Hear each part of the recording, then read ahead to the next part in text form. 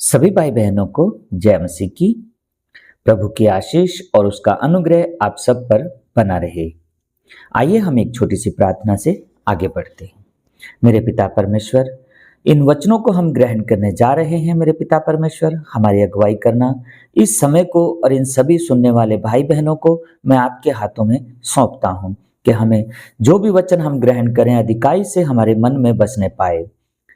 ये दुआ हम तेरे बेटे यीशु मसीह और हमारे जीवित उद्धारकर्ता प्रभु यीशु के नाम से मांगते हैं, आमीन। आइए हम वचनों की तरफ चलते हैं। मत्ती रचित सुसमाचार अध्याय 12 वचन 1 से 50 तक। 1 से 50 तक। शब्द के दिन का प्रभु, शब्द के दिन का प्रभु। उस समय यीशु शब्द के दिन खेतों में से होकर जा रहा था और उसके चेलों को भूख लगी, सो वह बालें तोड़ तोड़ कर खाने लगे।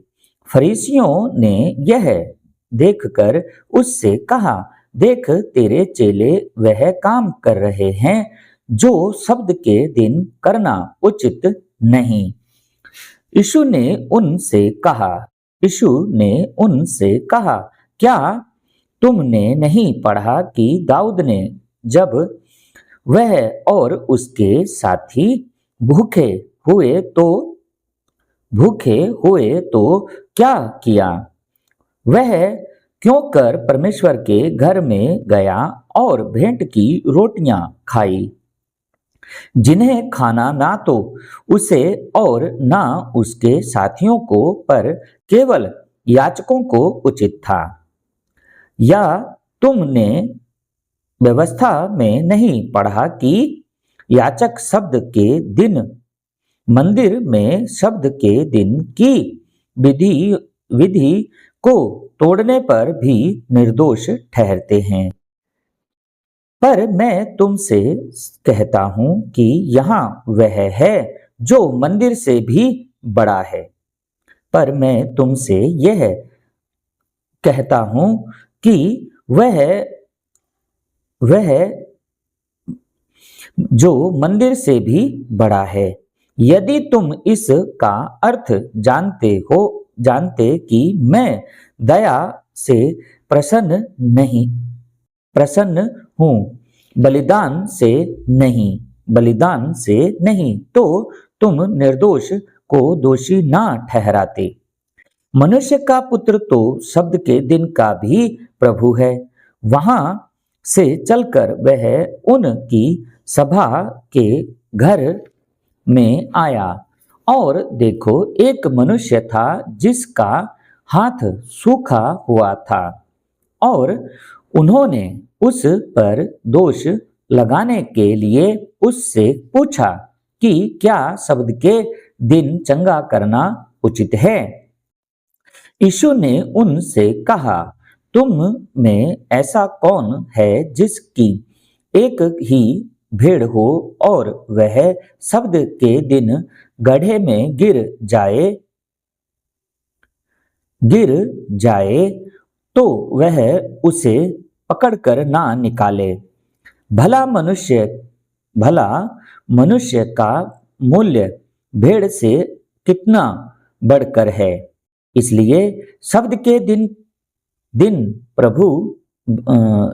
दिन भलाई करना उचित है।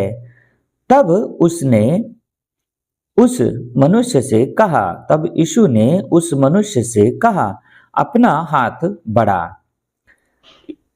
उसने बढ़ाया और वह फिर दूसरे हाथ की नाई अच्छा हो गया। तब फरीसियों ने बाहर जाकर उसके विरोध में सम्मति की कि उसे किस प्रकार नाश करें। परमेश्वर का चुना हुआ सेवक।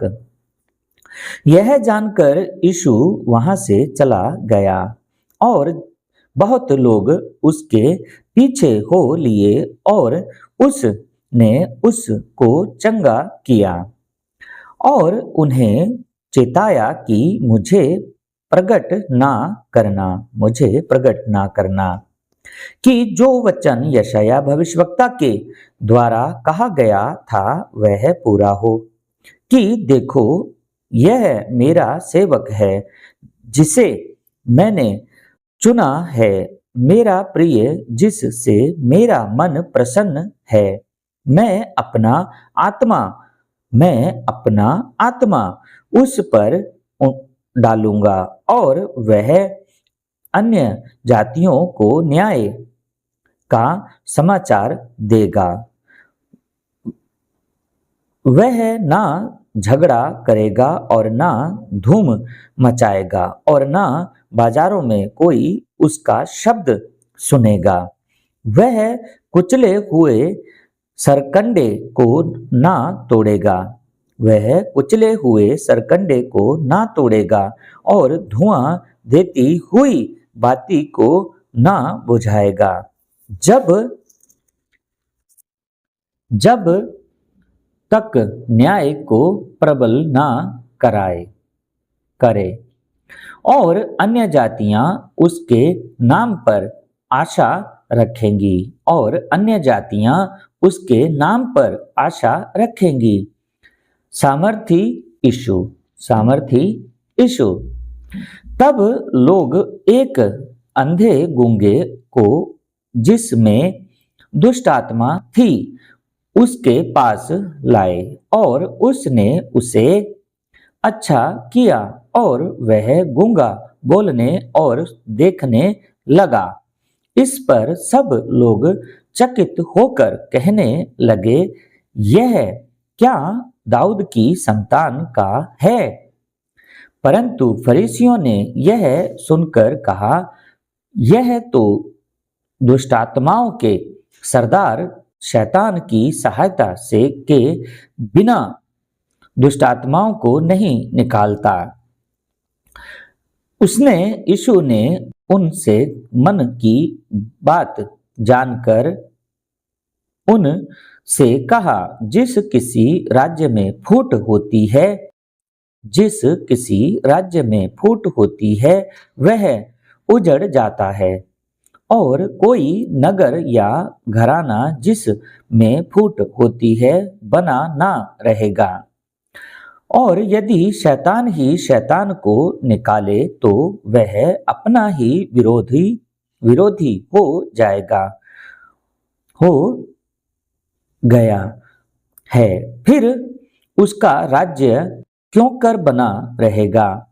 भला यदि मैं शैतान की सहायता से दुष्टात्माओं को निकालता हूं तो तुम्हारे वंश किसकी सहायता से निकलते हैं? इसलिए वह ही तुम्हारा न्याय चुकाएंगे। पर यदि मैं परमेश्वर के आत्मा की सहायता से दुष्टात्माओं को निकालता हूं तो परमेश्वर का राज्य तुम्हारे पास आ पहुंचा है। परमेश्वर का राज्य तुम्हारे पास आ पहुंचा है।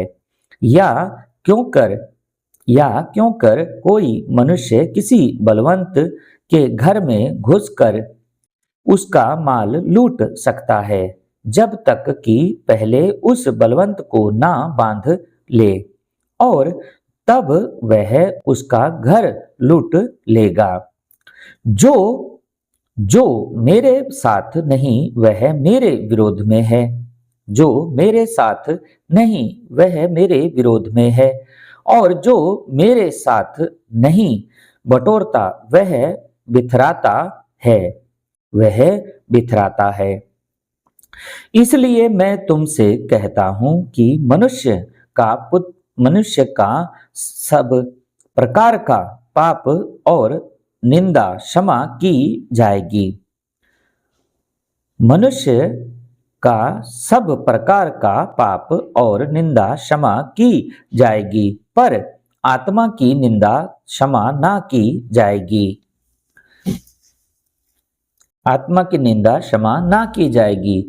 जो कोई मनुष्य के पुत्र के विरोध में कोई बात कहेगा उसका यह अपराध क्षमा किया जाएगा, परंतु जो कोई पवित्र आत्मा के विरोध में कुछ कहेगा, उसका अपराध ना तो इस लोक में और ना परलोक में क्षमा किया जाएगा।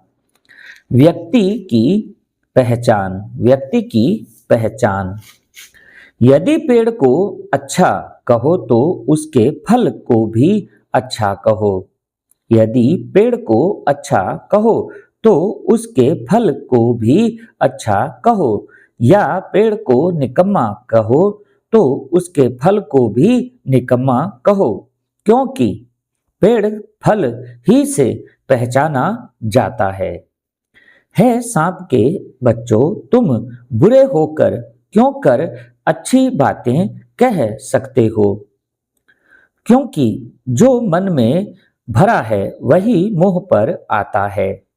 भला मनुष्य मन के भले भंडार से भली बातें निकालता है, और बुरा मनुष्य बुरे भंडार से बुरी बातें निकालता है।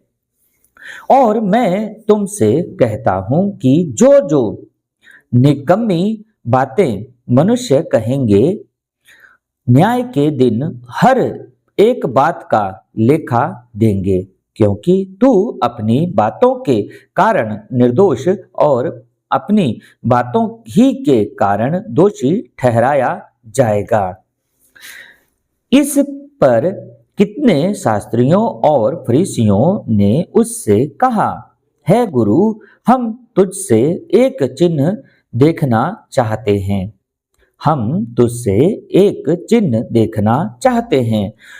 यीशु ने उन्हें उत्तर दिया कि इस युग के बुरे और व्यभिचारी लोग चिन्ह ढूंढते हैं, परंतु योना भविष्यवक्ता के चिन्ह को छोड़ कोई और चिन्ह उनको ना दिया जाएगा।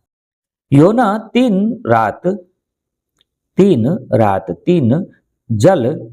दिन जल जंतु के पेट में रहा, वैसे ही मनुष्य का पुत्र 3 रात दिन पृथ्वी के भीतर रहेगा।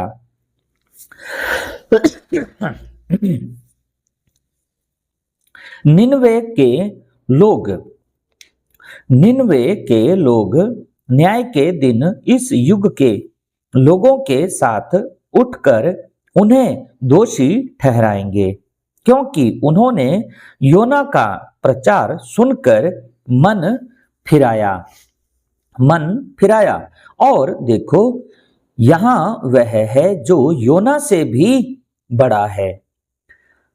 दक्षिण की रानी न्याय के दिन इस युग के लोगों के साथ उठकर उन्हें दोषी ठहराएगी, क्योंकि वह सुलेमान का ज्ञान सुनने के लिए पृथ्वी की छोर से आई, और देखो यहां वह है जो सुलेमान से भी बड़ा है। जब अशुद्ध आत्मा मनुष्य में से निकल जाती है तो सूखी जगहों में विश्राम ढूंढती फिरती है और पाती नहीं। तब कहती है कि मैं अपने उसी घर में जहां से निकली थी लौट जाऊंगी, और आकर उसे सूना झाड़ा बुहारा और सजा सजाया पाती है। तब वह जाकर अपने से और बुरी 7 आत्माओं को अपने साथ ले आती है, और वह उसमें बैठकर वहां वास करती है, और उस मनुष्य की पिछली दशा पहले से भी बुरी हो जाती है। इस युग के बुरे लोगों की दशा भी ऐसी ही होगी। यीशु की माता और भाई। जब वह पहाड़ी भीड़ से बातें भीड़ से बातें कर ही रहा था, तो देखो उसकी माता और भाई बाहर खड़े थे और उससे बातें करना चाहते थे। किसी ने उससे कहा, देख तेरी माता और तेरे भाई बाहर खड़े हैं और तुझसे बातें करना चाहते हैं।